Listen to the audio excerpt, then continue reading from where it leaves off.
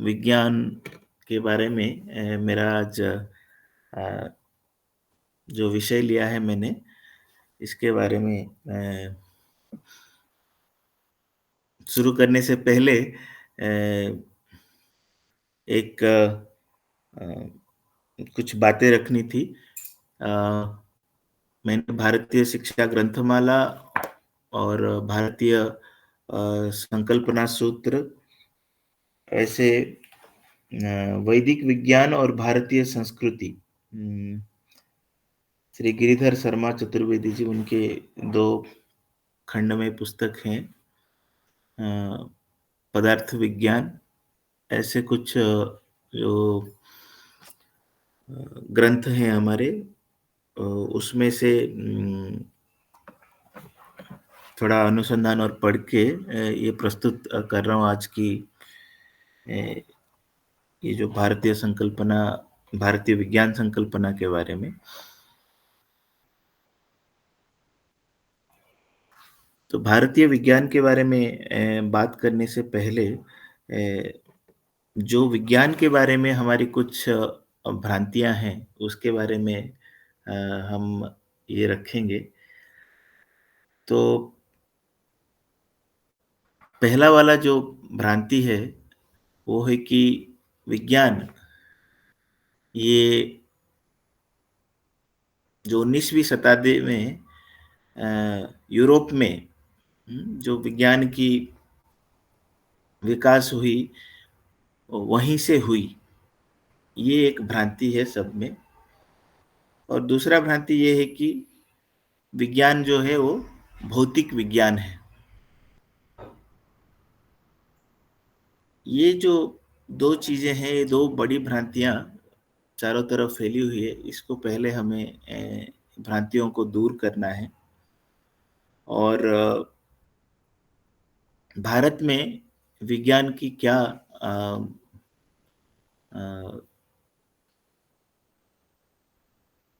भारत में विज्ञान की क्या मायना रहा, क्या भारत के ऋषियों ने भारत के जनसाधारण को कैसे विज्ञान को देखा, इसके बारे में थोड़ा आज बात रखूंगा मैं। तो पहला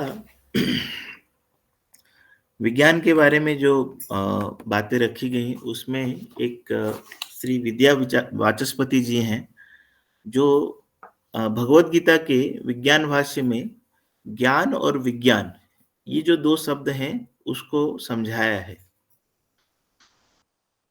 तो पहले ज्ञान, भिन्न भिन्न प्रकार के जो अनंत पदार्थ हैं, उसमें एक तत्व को अनुगत देखना, वह ज्ञान है। और एक ही तत्व से अनंत पदार्थ का विस्तार हुआ, ये जो प्रक्रिया है, इस बात को देखने का नाम विज्ञान है। तो पहला था भिन्न भिन्न प्रकार के अनंत पदार्थों में एक तत्व को देखना, वो ज्ञान है।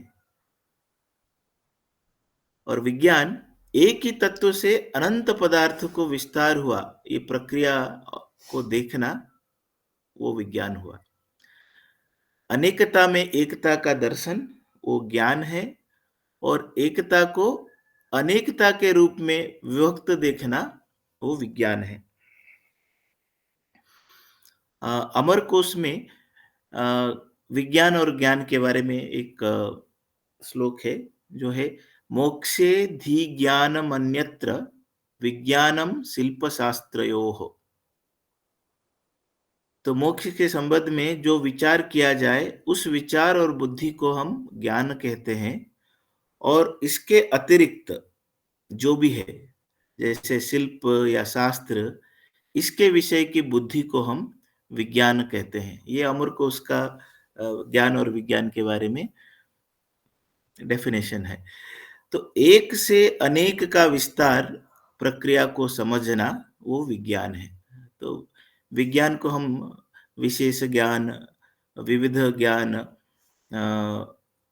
विभेद, विभक्ति ज्ञान, विच्छिन्न, ऐसे हम जो विज्ञान के ज्ञान के सामने जो वी लगा है, उसका हम मतलब निकाल सकते हैं। वि में विविध हो सकता है, वो विभेद हो सकता है, वो विभक्ति हो सकता है, वो विच्छिन्न भी हो सकता है। तो इससे हमें पता चलती है कि एक से जो अनेक होना मतलब सृष्टि, एक से अनेक होना सृष्टि के बारे में जो ज्ञान है, उसी को हम विज्ञान कह सकते हैं।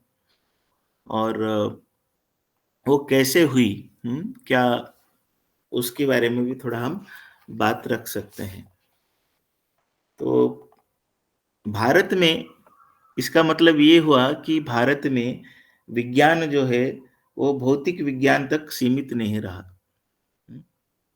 भौतिक विज्ञान शुद्ध विज्ञान का एक अंग हो सकता है, किंतु ये एक मानक नहीं। तो हम विज्ञान जब बोलते हैं यहाँ पे हम आत्मविज्ञान के बारे में बात कर सकते हैं, जड़ जड़ के बारे में बात कर सकते हैं, जड़ विज्ञान, अंतःकरण विज्ञान, प्राणी विज्ञान, शरीर विज्ञान, भूत विज्ञान, ऐसे बहुत सारे हम विज्ञान के अंग इसको मानते हैं। तो इसका मतलब ये हुआ कि हम जितने प्रकार के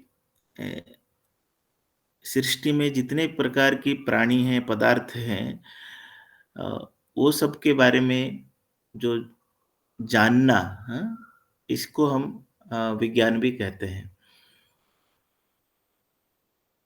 तो और ज्ञान और विज्ञान के बारे में दो विशेष बात भी हैं। एक है कि ज्ञान जो है वो अनुभूति का विषय होता है और विज्ञान जो है वो बुद्धि का विषय होता है। और विज्ञान ज्ञान तक पहुंचने की प्रक्रिया का ज्ञान है। तो इस सृष्टि जो है परमात्मा का विश्व रूप है और इसकी अनुभूति को हम ज्ञान कहते हैं। और परमात्मा के काम संकल्प में परिणाम स्वरूप जितने भी जड़ और चेतन रूप से व्यक्त हुए हैं, जड़ और चेतन की ग्रंथि बनी है और चेतन को निमित्त बनाकर जड़ में जो परिवर्तन हुआ, शुरू हुआ, उससे संसार, ये जो विश्व रूप, ये सब जानना हमें विज्ञान बोलते हैं। तो ज्ञान हृदय में होता है, विज्ञान बुद्धि में होता है, और ज्ञान विज्ञान से परे है। ज्ञान विज्ञान का अधिष्ठान है। तो सारी जो विज्ञान है हम अभी जो भौतिक, ये में भौतिक विज्ञान में हम सीमित रखें, बट इसको ठीक से समझें तो विज्ञान तो ज्ञान के लिए ही है।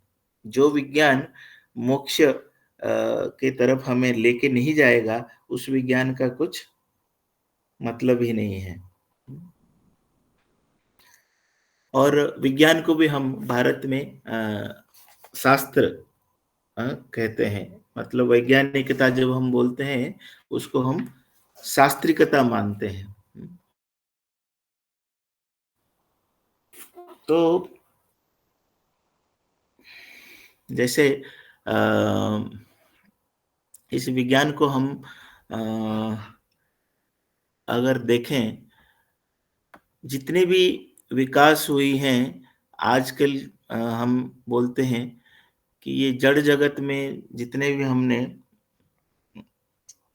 अनुसंधान शोध किए हैं, वो सब एक जगह में जाके सीमित हो जाती है। और पूरी सृष्टि के बारे में हम हमारी सीमित ज्ञान से जो भी हम आविष्कार करते हैं, शोध करते हैं, वो एक संपूर्ण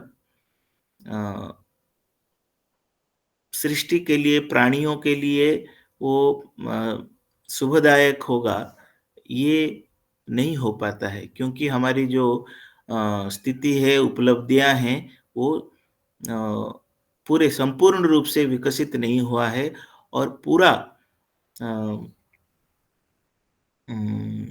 संपूर्ण रूप से वो सभी के लिए कैसे सुखदायक रहेगा, ये समझ नहीं पाते हैं। इसीलिए हमें भारतीय विज्ञान को हम अगर उसके सूत्र और सिद्धांत को ग्रहण करेंगे और उसके हिसाब से नए तरीके से शोध अनुसंधान करेंगे तो उसका परिणाम बहुत अच्छा रहेगा। और अ, ये खाली ये अ, जो हमारी जो अनुसंधान भी रहेंगे वो अ, उसका व्यावहारिक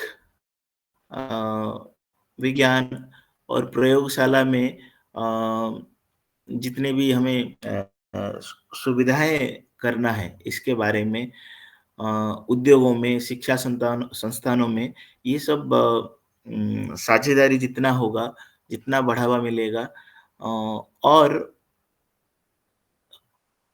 आत्मज्ञान, सृष्टि के बारे में ज्ञान, समष्टि के बारे में ज्ञान, ये सब सामंजस्य रख के जो अनुसंधान होगा वो अपना एक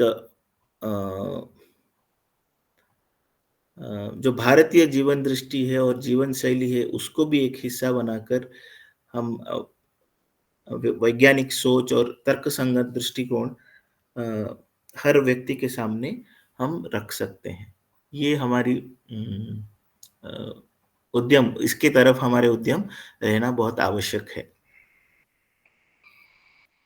तो कुछ बातें अभी मैं जो रखूंगा वो सृष्टि विज्ञान को लेके तो फिर थोड़े आगे जाके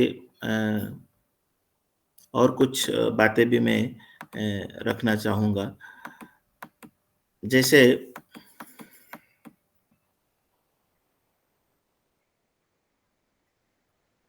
अ, हमारे जैसे कर्म, उपासना और ज्ञान ये जो 3 पक्ष रहते हैं, इन तीनों को यथावत हम उपयोग में लाएँगे और परमेश्वर से लेकर प्रकृति, हुँ, प्रत्येक पदार्थों को प्रत्येक पदार्थों का जो साक्षात बोध होगा, उसे यथावत हम उपयोग करेंगे और जिस ज्ञान से अपना अथवा किसी भी अन्य प्राणी को अ, तात्कालिक अथवा दूरगामी हानि होता है, तो उस विद्या को हम विज्ञान नहीं कह सकते हैं।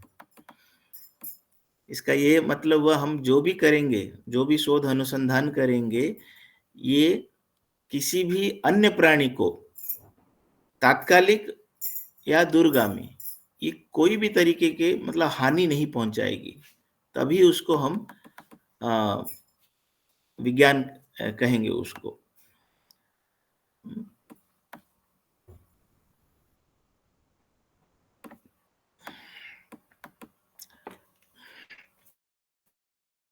भारतीय विज्ञान के हिसाब से जो भी पदार्थ है, जिसकी वास्तव में सत्ता होती है, हम उसे पदार्थ कहते हैं। और हर अ, द्रव्य का कोई भी अवस्था, उसके गुण, उसके कर्म, संयोग, विभाग आदि सभी, हम्म, ये सभी को हम पदार्थ कहते हैं। जैसे ईश्वर, आत्मा, मन, काल, दिशा और अनेक इनके जो गुण हैं तथा कर्म भी हैं, इसको भी हम पदार्थ कहते हैं। ये महर्षि कणाद के अनुसार भारत में ये बहुत प्रचलित है। तो इस सृष्टि में जो भी विद्यमान है हम उसको पदार्थ कहते हैं।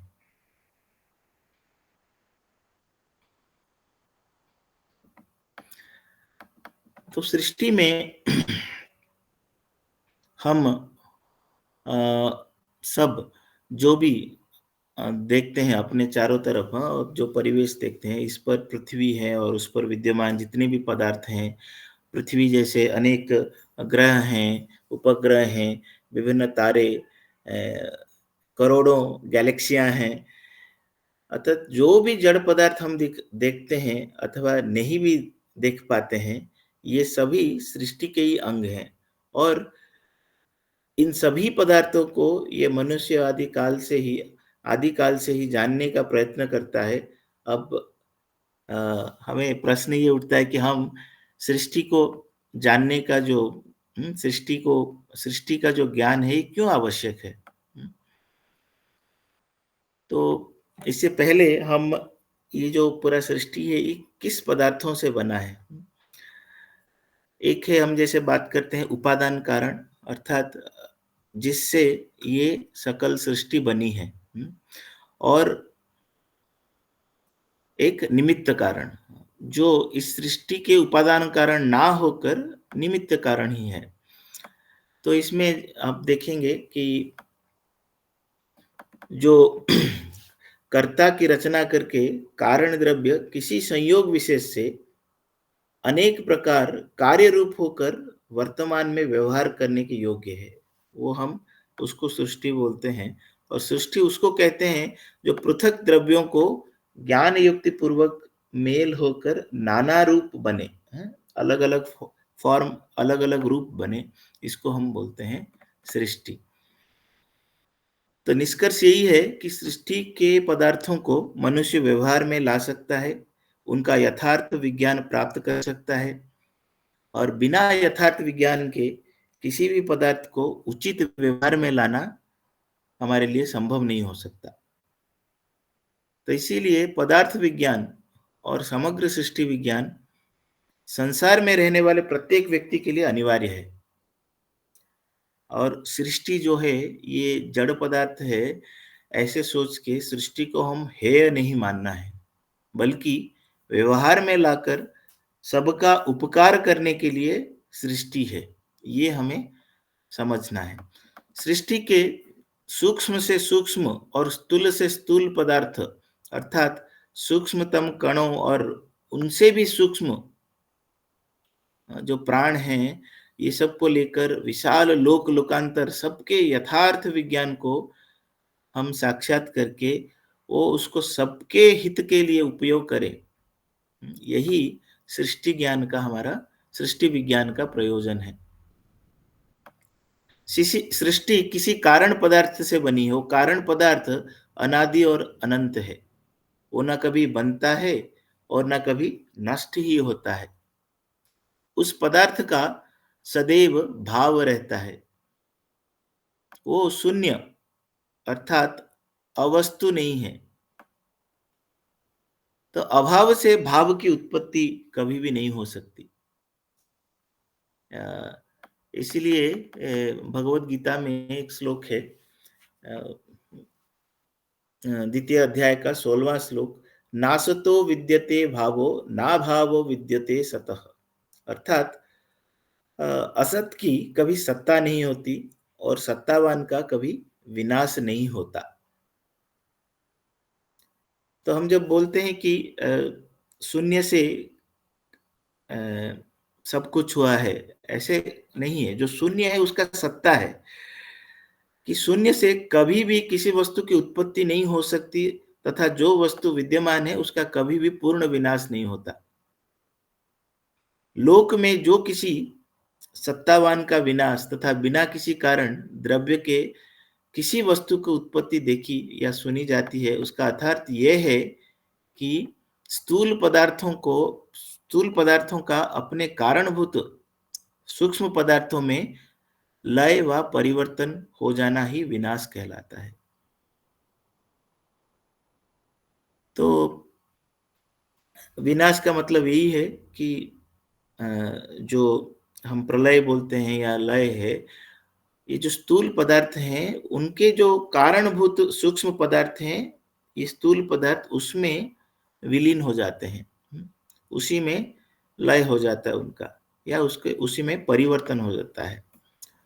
तो इसका ये अर्थ हुआ कि वस्तु का विनाश यथार्थ में पदार्थ का विनाश नहीं होता है, बल्कि उसका रूप इतना सूक्ष्म हो जाता है कि उसका हमें बोध नहीं हो सकता। तो उसी को ही हम प्रलय कहते हैं।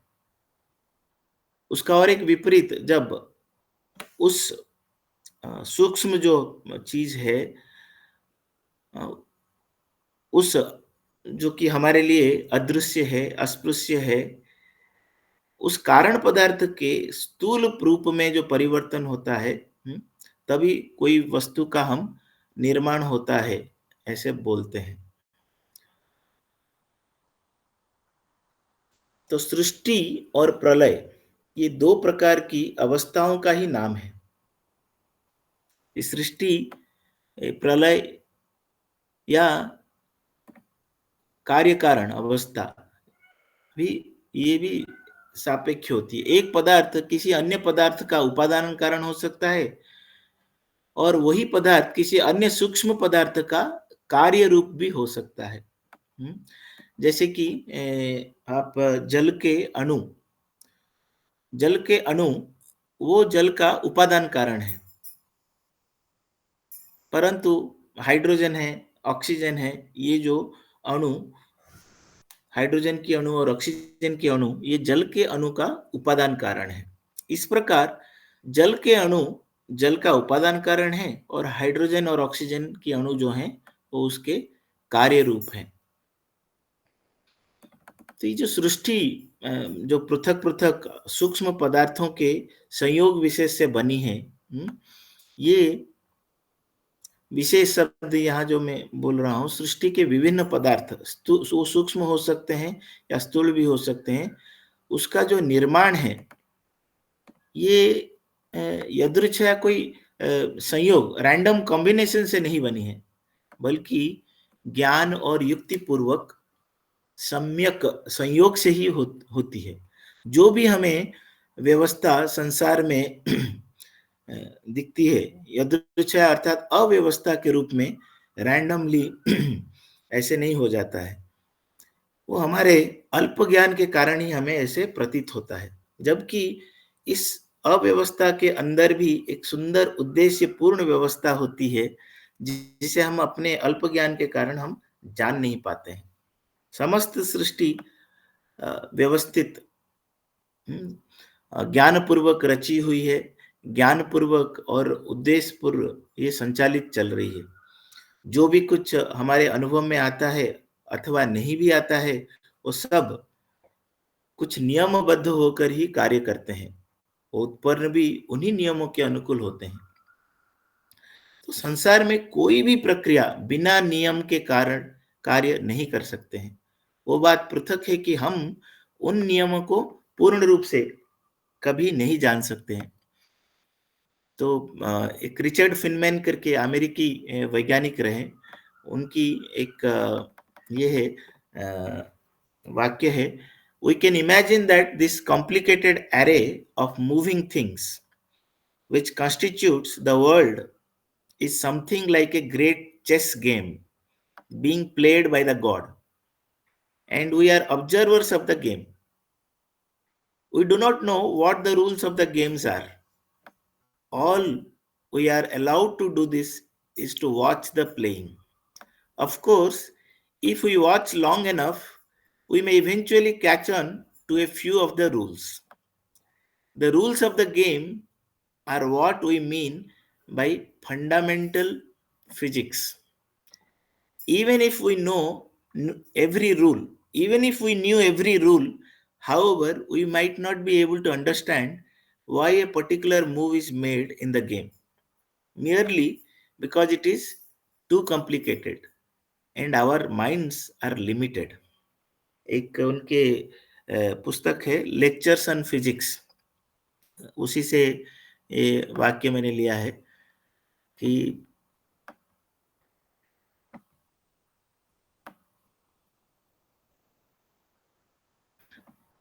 इसका अर्थ ये रहेगा कि जो संपूर्ण संसार है वो परमात्मा का ही खेल है। संसार के जितने भी भौतिकी, ये सभी नियम उसी खेल के नियम हैं। हम उन सभी नियमों को नहीं जान सकते, हम उन्हें देख ही सकते हैं, हम उन नियमों को बना नहीं सकते। हम जितने भी नियमों को जितने अंशों में जानते हैं, उतना ही हमारा विज्ञान विकसित माना जा सकता है। हमारा मस्तिष्क सीमित सामर्थ्य वाला है, इसीलिए वो संसार के जो जटिल नियमों हैं उसको पूर्णतः कभी नहीं जान पाया है। सृष्टि को जानने की जो सीमा जानने वाले की बुद्धि और उसके द्वारा प्रयोग में लाए जा रहे जितने भी तकनीकी संसाधन हैं, उस पर निर्भर करती है। इस कारण से भौतिकी में अनुसंधान की प्रक्रिया सदैव जारी रहेगी।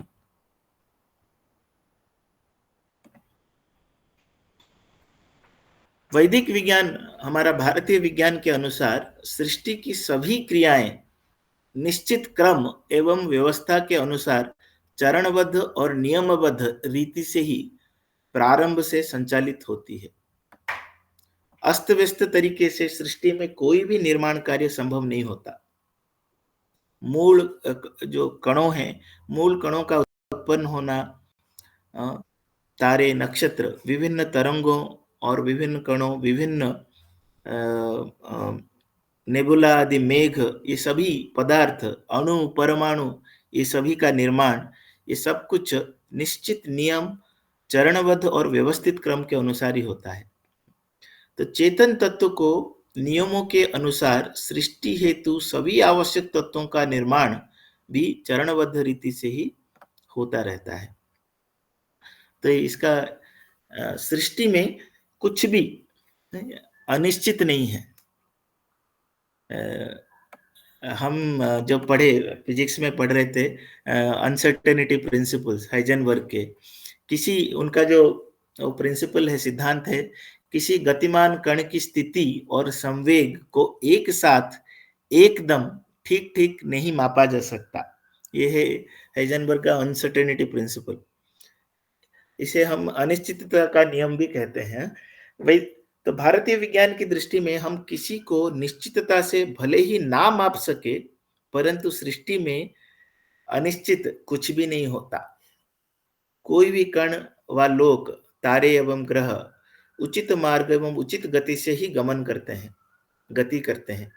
इसमें कोई भी परिवर्तन नहीं होता। यदि कभी ऐसा हो जाए तो वो अल्पकाल के लिए होता है अथवा अनिष्ट हो सकता है। पृथ्वी के उचित गति और मार्ग में चलने के निश्चित नियम के कारण ही हम सूर्य को पूर्व में उदय होता देख पा रहे हैं और पश्चिम में अस्त होना देखते हैं। और भिन्न भिन्न ऋतुएं हमें पृथ्वी में आती रहती है।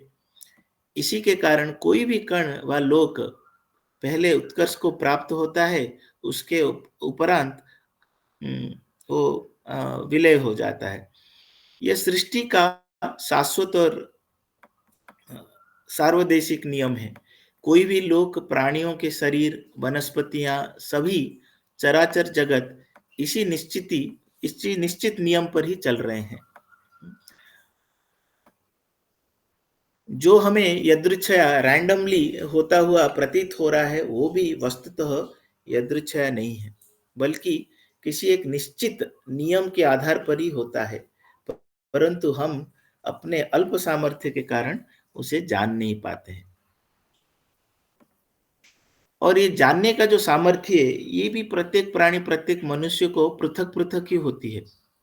और हम में से जिसका जितना सामर्थ्य होता है, वो उतनी ही मात्रा में भौतिकी के नियमों को समझ सकता है।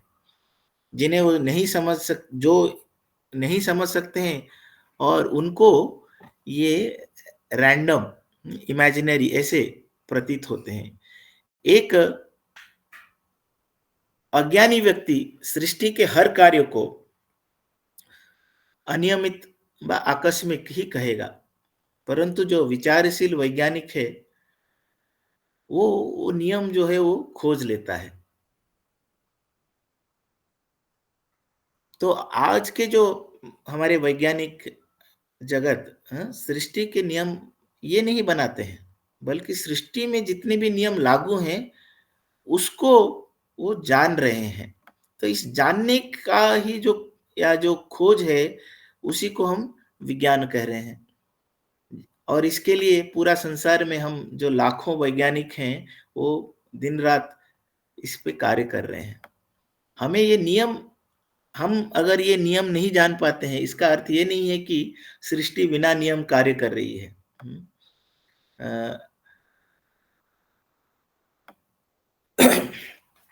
तो इसका पूरा जो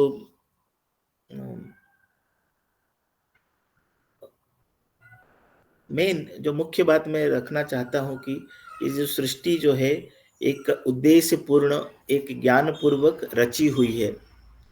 और ये जो रचे हैं, ये जो रचना करने वाला कोई एक महान सामर्थ्य वाला, महान ज्ञानी विज्ञानी, अनादि और अनंत कर्ता, ये अदृष्ट रूपेण सर्वत्र ये विद्यमान है, जो निरंतर गतिशील, परिवर्तनशील है। हम उसे जगत व संसार कहते हैं। और इस सृष्टि में कुछ भी स्थिर या स्थायी नहीं है, और जो स्थिर और निर्विकार व स्थायी है वो इस सृष्टि का अंगभूत तत्व नहीं है। समस्त जगत के जितने भी सूक्ष्मतम से लेकर स्थूलतम पदार्थ निरंतर गति कर रहे हैं, वहीं वे निरंतर इस गति के कारण अपने स्वरूप को भी सतत परिवर्तन कर रहे हैं। ये परिवर्तन सर्वत्र सर्वदा होने वाले संयोग और वियोग के कारण ही हो रहा है। और संयोग वियोग का भी कारण जो है, कारण गति है। तो ये संयोग वियोग भी ज्ञान पूर्वक ही हो रहा है। और इस समस्त संयोग वियोग रूपी सृष्टि के समस्त पदार्थ और उनके व्यवहार और उनके गुणों को व्यवस्थित और विशिष्ट ज्ञान जो है हमारा, उसको ही हम सृष्टि विज्ञान कहेंगे।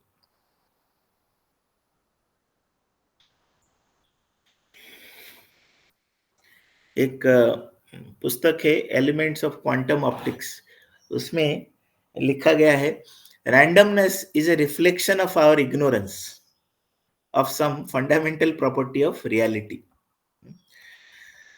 तो अध्यात्म विज्ञान के अतिरिक्त संस्कार संसार के जितने भी अभी सभी विज्ञान सृष्टि विज्ञान को ही की विविध शाखाएं हैं। तो एक हम दो भाग में ये वर्गीकृत कर सकते हैं। मेन जो है, एक है अध्यात्म विज्ञान, और जितने भी बाकी ज्ञान रहे, विज्ञान रहे, वो सृष्टि विज्ञान का ही विविध शाखा हो सकते हैं। तो इस ऐसे हम दो वर्गीकरण कर सकते हैं, एक अध्यात्म विज्ञान, दूसरा सृष्टि विज्ञान।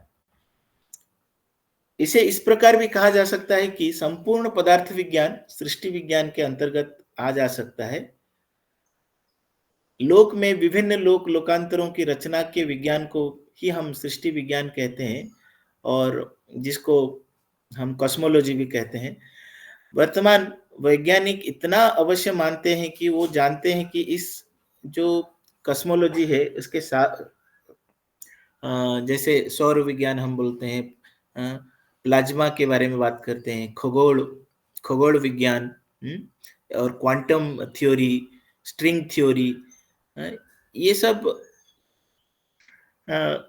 सबकी निकट संबंध है, अपितु ये सब सृष्टि विज्ञान की ही शाखाएं हैं। अभी कुछ बातें सृष्टि विज्ञान के बारे में हमने रखा, और इसका जो इतिहास है भारत में, वेद, मनुस्मृति, जो विभिन्न ब्राह्मण ग्रंथ हैं, फिर महाभारत, और जितने हमारे सूत्र ग्रंथ रहे, दर्शन रहे, उपनिषद रहे, ये सब सृष्टि के जो यथार्थ विज्ञान पर विस्तार से विचार गंभीर भाव से इसमें रखे हैं। और जो पाश्चात्य विज्ञान है, ये जो एरिस्टोटल, प्लेटो और बाकी जो विचारक रहे हैं, उनके साथ से ये शुरू हुआ, हम बोल सकते हैं। उसके बाद आधुनिक जो वैज्ञानिक युग है पाश्चात्य ये में, कोपरनिकस हुए, गैलीलियो हुए, इनसे प्रारंभ हुआ। और इनके उपरांत बहुत सारे जैसे आइजैक न्यूटन हुए, ये सब जो पाश्चात्य बोल सकते हैं कि जो पाश्चात्य सृष्टि विज्ञान की युग उनका शुरू हुआ। फिर आइंस्टाइन आए, ऐसे लोग, बहुत सारे लोग इसके बारे में अनुसंधान किए। तो आप देखेंगे विगत जो 200-300 वर्ष गई हैं, ये सब पाश्चात्य विज्ञान का ही बोलबाला चल रहा है। वो लोग इस सृष्टि के बारे में बहुत विचार कर रहे हैं, और जो भी विचार कर रहे हैं वर्तमान वैज्ञानिक जगत में अ, वो बहुत पुरुषार्थ कर रहे हैं, संगठित रूप से भी कर रहे हैं। बट आज एक सिद्धांत स्थापित होता है, फिर उस सिद्धांत को कोई काटता है, फिर दूसरा कुछ सिद्धांत रखता है। तो परस्पर विरोधी जो मत सिद्धांत हैं, ये सब प्रचलित चल रहा है। तो सभी पक्षों की जो वैज्ञानिक हैं, वो अपने-अपने मत की पुष्टि में अपने-अपने प्रयोग, प्रेक्षण और जो गणित के व्याख्या हैं, वो सब प्रस्तुत करते हैं और विरोधी मतों का वो खंडन करते हैं। तो यही एक आश्चर्य की विषय है, इतने सारी पुरुषार्थ और भारी भरकम जितने भी हम धनराशि व्यय करते हैं, वो सबके उपरांत भी संसार के जितने वैज्ञानिक सृष्टि उत्पत्ति के रहस्य हैं, अभी तक हम उसको जान नहीं पाए हैं। और जो रहस्य हमारे ऋषियों ने जाने थे, वो ज्ञान धीरे-धीरे लुप्त हो रहा है। तो हमारे पास इतने सारे जो ग्रंथ हैं और उस ग्रंथ को समझाने वाला हमारे पास कोई नहीं है। तो इसीलिए अभी जो हमारे शोध और अनुसंधान होगा इसी ग्रंथों को अ, अच्छे से अ, उसको समझना, पढ़ना, उसके ऊपर चिंतन करना, मनन करना और युगानुकूल उसको कैसे लाया जाए उसके बारे में हमारे उद्यम होना चाहिए। और ये जितना-जितना हम इस सृष्टि को जानेंगे, हमारा जीवन उतना-उतना सुखी होता जाएगा।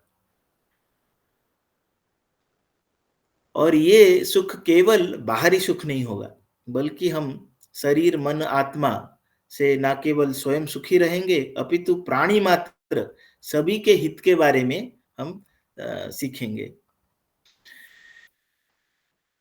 तो ये सृष्टि विज्ञान क्यों हमें चाहिए? उसको एक उदाहरण से हम प्रयास कर सकते हैं। मान लीजिए हम एक कार खरीदा और उसके बारे में हमें कुछ कैसे वो कार को हम चलाएँगे, बिना कुछ जाने हम उसको चलाने लगे। तो क्या होगा? हम निश्चित रूप से दुर्घटनाग्रस्त होंगे और कार और हमारा खुद का शरीर भी नाश हो जाएगा। तो इस बात में हम कोई संदेह ही नहीं कर सकते। जो व्यक्ति जितना-जितना ये कार के विषय में तथा जाने-आने के जो नियम हैं, यातायात के जो नियम हैं, इसके विषय में जितना जानेगा और उसके अनुकूल वो व्यवहार करेगा और उसकी यात्रा उतनी ही सुगम और सुखद हो जाएगी। उसी उदाहरण को हम अगर सृष्टि विज्ञान के बारे में सोचेंगे तो ये सृष्टि विज्ञान की कितनी अनिवार्यता है, ये इसके लिए पर्याप्त होगा। हम अपने शरीर को, वनस्पति को, पृथ्वी, हवा, पानी, सूर्य, चंद्रमा विद्युत, चुंबक, उष्णता, ताप, ऊर्जा, ये जो पदार्थ हैं, इनको जितना हम गहरे से जानेंगे, उतना-उतना हमें अधिक लाभ मिलेगा। और इसको अगर हम अधूरे ज्ञान को लेकर जो भी करते हैं, जो भी तकनीकी आविष्कार करते हैं, वो निश्चित रूप से पर्यावरण और हमारे स्वास्थ्य को नष्ट करेगा और कर ही रहा है। जैसे अधूरे ज्ञान वाला वाहन चालक अ, दुर्घटना करता है, वैसे ही अधूरे ज्ञान पर आधारित जितनी भी तकनीकी अ, हम निकालते हैं, वो सब कोई ना कोई दुष्प्रभाव डालती है। आज हम विश्व में जिसे अत्यंत विकसित विज्ञान, प्रौद्योगिक विज्ञान ये सब मानते हैं, आज का विश्व को हम बोलते हैं कि विज्ञान और प्रौद्योगिकी का विश्व। तो हम में अभी जो टेक्नोलॉजी है, हुँ, ऐसी कोई टेक्नोलॉजी नहीं है, जिसका कोई ना कोई दुष्प्रभाव हो। तो मान लीजिए कोई भी आप अंग्रेजी औषधि मेडिसिन ले लीजिए, हैं? ऐसा कोई मेडिसिन नहीं है जिसका कोई ना कोई दुष्प्रभाव ना हो। लेकिन वैदिक काल से आप देखेंगे भारतीय विज्ञान में जो भी उम, अ, विक अ, भारतीय विज्ञान से जो भी विकसित हुआ है, जो तंत्र ज्ञान आए, वो सब हुँ, कुछ सिद्धांत रूप से सैद्धांतिक भौतिकी पर आधारित है। हुँ, और वो जो तकनीक हमने विकास किया है, वो पूर्ण निरापद है। कुछ भी उसका दुष्प्रभाव नहीं है उसका। तो इसका कारण क्या हो सकता है कि हम सुख-सुविधाओं के लोभ में सृष्टि के पदार्थों के विज्ञान को गहराई से जाने बिना जितने भी आविष्कार कर रहे हैं और उस आविष्कार को हम प्राथमिकता देते हैं। दूसरा है कि हमारी अज्ञानता यह रही है कि हमने अपनी सृष्टि को केवल जड़ पदार्थों का अपने आप बना संघात मान लिया है। सर्वोच्च जो चेतन सत्ता है, जो सबको नियंत्रित और निर्मित करती है, तथा एक चेतना सत्ता जो हम प्राणियों के शरीरों में निवास करती है, समस्त सृष्टि का उपभोग कर रही है, इन दोनों को हमने भुला दिया है। तो ये जड़ विज्ञान और उसके ऊपर जो तकनीक हम विकास कर रहे हैं, वो एक सीमित हो गई, ये पूर्ण रूप से नहीं हो पाया, क्योंकि उसमें चेतन सत्ता के बारे में हम कुछ समझ ही नहीं पाए और उसके बारे में हम भूल ही गए। तो 3 प्रकार के पदार्थों में से केवल एक पदार्थ जो जड़ है, उसी को लेकर हम वैज्ञानिक लोग ये मानव समाज के भाग्य विधाता बनने लगे। तो इसीलिए ये अनिष्ट भी अ, होना ही था। ज़रा सोचिए कि कोई भी व्यक्ति अपने परिवार में अपने माता-पिता आदि वृद्ध तथा अपने भाई, बहन, पत्नी, बच्चों को भूल जाए और स्वयं ही परिवार का एकमात्र सर्वोच्च व्यक्ति मानकर संपूर्ण संपत्ति पर अपना ही अधिकार मान बैठा। पूरा परिवार में माता-पिता, वृद्ध, भाई-बहन, अ, पत्नी, बच्चे सब हैं। लेकिन मैं अगर खाली मेरे अधिकार को ही मान बैठता हूँ, तो मेरा व्यवहार कैसे होगा? वो सबको दुखी देगा। अ, फिर स्वयं भी वो कैसे सुख अनुभव कर सकेगा? अकेले में मैं अपने लिए ही सोचूँ, तो कैसे मैं सुख का अनुभव कर सकता हूँ? आज यही स्थिति पूरी मानव जगत की हो गई है। तो मानव स्वयं को सृष्टि का एकमात्र सर्वोच्च उपभोक्ता मानकर व्यवहार करते जा रहा है और संपूर्ण पृथ्वी का स्वयं ही उपभोग करना चाहता है। इसीलिए संघर्ष भी बढ़ते जा रहा है और अनेक प्राणी इसमें नष्ट होते जा रहे हैं। प्रेम, करुणा, दया जैसे गुण नष्ट हो चुके हैं। इस कारण से सृष्टि को संपूर्ण रूप में जानना और उसी के अनुसार व्यवहार करना,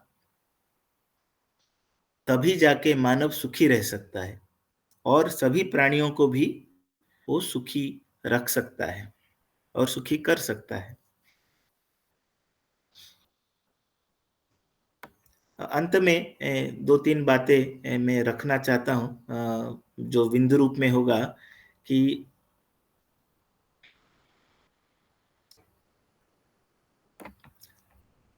हम पाश्चात्य विज्ञान और भारतीय विज्ञान को, उम, ये जो उनके बीच में जो भेद है उसको थोड़ा हम समझें। अ, जैसे जो पाश्चात्य विज्ञान है लगभग 400 वर्ष पूर्व प्रारंभ हुआ, और अभी वो चरम सीमा पे है, ऐसे हमें लगता है। और जो भारतीय विज्ञान है, वो सृष्टि के आदिकाल से प्रारंभ हुआ है और महाभारत काल में वो पूर्ण विकसित हुआ और धीरे-धीरे वो ह्रास भी होने लगा और वर्तमान वो क्षीण प्राय है। पाश्चात्य जो विज्ञान है वो पहले अनुमान के आधार पर प्रयोग करते और फिर सृष्टि को जानने का प्रयास कर रही है। जो भारतीय विज्ञान है वो सर्वप्रथम ऊहा, तर्क और अनुभूति अनुभूति के बल पर सृष्टि को पूर्ण जान लेता है और उसके उपरांत ये प्रयोग और प्रेक्षण करता है। पाश्चात्य विज्ञान जो है वो प्रायोगिक संसाधनों की निश्चित सीमा के बाहर के विज्ञान को जानने में असमर्थ है। जितना प्रयोग हुआ, संसाधन जितने हैं उसके सीमा में ही रह के वो रहता है, और उससे जो बाहर जो विज्ञान है उसको जानने है। भारतीय विज्ञान जो है वो सूक्ष्म से सूक्ष्म और स्थूल से स्थूल पदार्थों के विषय में बिना किसी सीमा को वो जान सकते, मतलब असीमित है। पाश्चात्य विज्ञान पदार्थों को पूर्ण रूप से जाने बिना ही तकनीकी बनाने का कारण कुछ ना कुछ दुष्प्रभाव अवश्य होते हैं। भारतीय विज्ञान में पदार्थों का गंभीर ज्ञान होने के कारण इस पर बनी जो भी तकनीक है वो सर्वथा दुष्प्रभाव रहित होता है। पाश्चात्य विज्ञान केवल जड़ पदार्थों के ज्ञान तक ही सीमित है, और भारतीय विज्ञान जड़ और चेतन दोनों ही प्रकार के पदार्थों का ज्ञान रखता है। पाश्चात्य विज्ञान एकांगी होकर मनुष्य को भोगवादी पशु बना देता है, जबकि भारतीय विज्ञान आध्यात्म और भौतिक दोनों का शुद्ध ज्ञान लेकर अपने जीवन की वास्तविकता को जानकर विश्व का कल्याण कर सकता है। पाश्चात्य विज्ञान इतने सारे पैसा, अरबों खरबों डॉलर उसको चाहिए, और भारतीय विज्ञान के लिए जो शुद्ध और पवित्र अंतःकरण ज्ञान की आवश्यकता है। आधुनिक जो हम बोल रहे हैं अभी, इसमें इतना पैसा खर्च कर रहे हैं हम, बट भारतीय विज्ञान में आप देखेंगे कि इसके लिए क्या आवश्यकता है, जो शोध अनुसंधान के लिए क्या आवश्यकता है, ये शुद्ध और पवित्र अंतःकरण ही चाहिए हमें। भारतीय विज्ञान में आगे जो भी हम करेंगे काम, शोध अनुसंधान करेंगे, अगर उसके लिए पहला जो सामग्री है वो है शुद्ध और पवित्र अंतःकरण। पाश्चात्य विज्ञान केवल कैसे चीजें हो रही हैं उस प्रश्न का उत्तर देने के लिए प्रयास करती है। भारतीय विज्ञान वो कैसे के साथ साथ क्यों, किसके लिए और कौन, ये प्रश्न का भी उत्तर देता है। पाश्चात्य विज्ञान व्यक्तिगत, सामाजिक, राष्ट्रीय एवं वैश्विक समस्याओं से कोई उसका लेना देना नहीं है, और भारतीय विज्ञान ये सब समस्याओं का समाधान करने में सक्षम है। तो हम जब व्यष्टि, समष्टि, सृष्टि और परमेष्टि, ये चार चीज की बात रखते हैं, तो ये हम चतुर्विधा विज्ञान बोल सकते हैं, जो कि व्यष्टि, समष्टि, सृष्टि और परमेष्टि, ये चारों को संपूर्ण रूप से जोड़ के जो विज्ञान, हम उसको भारतीय विज्ञान बोल सकते हैं। इसीलिए ये सभी समस्याओं का ये समाधान करने में सक्षम रहेगा। पाश्चात्य विज्ञान संसार को विनाश की ओर तेजी से ले जा रहा है, और भारतीय विज्ञान संसार को बचाने के लिए सक्षम हो सकता है। तो भारतीय विज्ञान को अगर हम पूरी तरीके से उसको समझें और उसको आदृत उसका होगा, तब पूरा संसार को हम बचा सकते हैं। मैं यहीं पे अपनी बात को रखूंगा।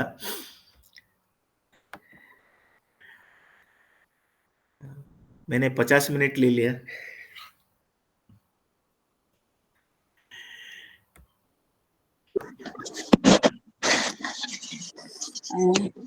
जी, अभी पूर्ण हुआ। 5 मिनट हैं बाकी सब लोगों को या तो अपना अभिप्राय देने के लिए या प्रश्न पूछने के लिए, परंतु 5:57 को तो कम से कम हमको सत्र पूर्ण करना पड़ेगा। 6 बजे दूसरा सत्र है, इसलिए तो आप लोग बता सकते हैं।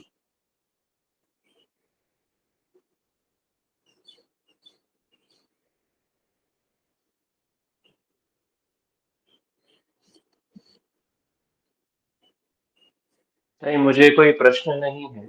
हाँ। केवल ये बिंदु जोड़ना चाहूंगा कि विज्ञान के हम्म, बहुत सारे जो आयाम है, जैसे मनोविज्ञान हुआ या हम्म, जैसे पदार्थ विज्ञान की बात करी हमने, हम्म, ऐसे आध्यात्मिक ज्ञान की बात कर हम्म, सकते हैं। हम्म, हम्म, तो हम्म, भारत और पाश्चात्य में ये भी एक भिन्नता है कि वो विज्ञान जो है, जैसे हम्म, विश्वक्सेन जी ने बताया हम्म, कि हम्म, वो जो जो छुपे हुए पहलू हैं, जो दिखते नहीं हम्म, हैं या जो हम्म, हम्म, प्रयोगशाला में नहीं बताए जा हम्म, सकते, हम्म, उनको वो हम्म, लेता ही नहीं है।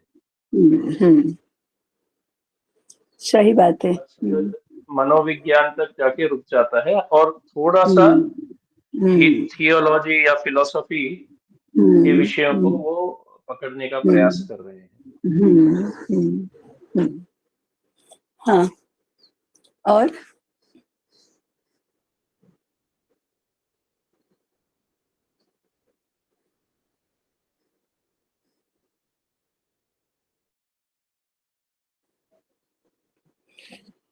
हाँ, ठीक है, विश्वक्सेन किसी जी। को कुछ कहना हाँ, नहीं। हाँ, विश्वक्सेन जी, ये सिर्फ जिज्ञासा जिज्ञासा के लिए प्रश्न है, शायद जानते हैं आप सब। बट अगर हम मानते हैं कि सभी जो सृष्टि का प्रक्रिया है वो सब जैसे मूल तत्व से ये सृष्टि कैसे हो रहा है और इसका अनसर्टेनिटी नहीं है, उसको तो निश्चित में जैसा होना है समझ। वैसा होना है।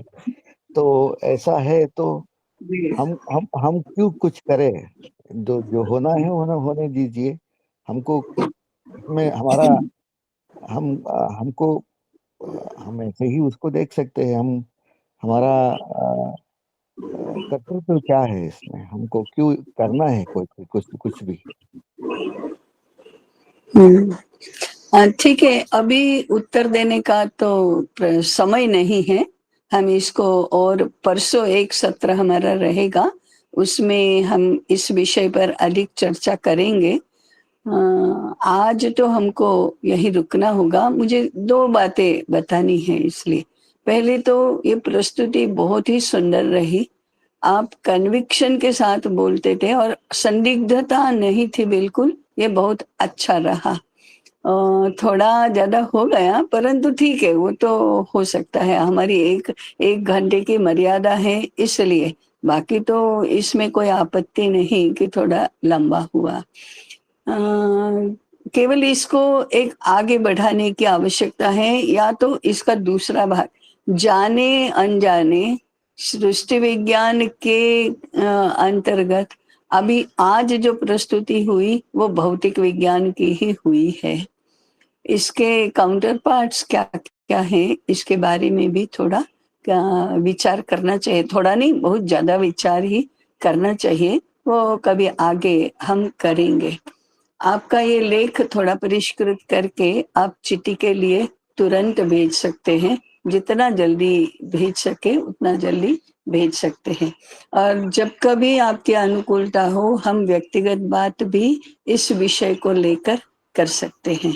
परंतु आज की प्रस्तुति बहुत सुंदर हुई।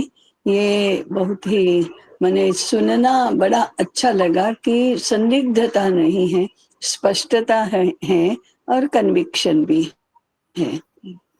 दूसरी बात याद दिलाने की है कि आज 2 जुलाई है, सप्तमी है। मूल्यांकन के लिए आपको केवल एक ही विषय दिया गया है। अपने विषय की पूर्ण रूपरेखा, और जिसको प्रोजेक्ट रिपोर्ट कहते हैं, संक्षिप्त में ली आज आपको भेजना है। कल अग्रपाठी की बैठक में इस जो ये चरण है हमारा, अक्षय तृतीया से व्यास पूर्णिमा, उसकी समाप्ति करना है। तो आज आप अनिवार्य रूप से भेज दीजिए, और मेरे पास उन सबको पढ़ने के लिए समय रहे उतना समय रख कर भेजिए, ऐसा निवेदन है। नहीं तो आप रात्रि को भेजेंगे तो पढ़ना तो संभव नहीं होगा। और कल प्रातःकाल 5 बजे अग्रपाठी बैठक है, इसलिए इतना जरा ध्यान में रखिए। अभी यहाँ हम समाप्त करेंगे। सर्वे भवन्तु सुखिनः, सर्वे सन्तु निरामया।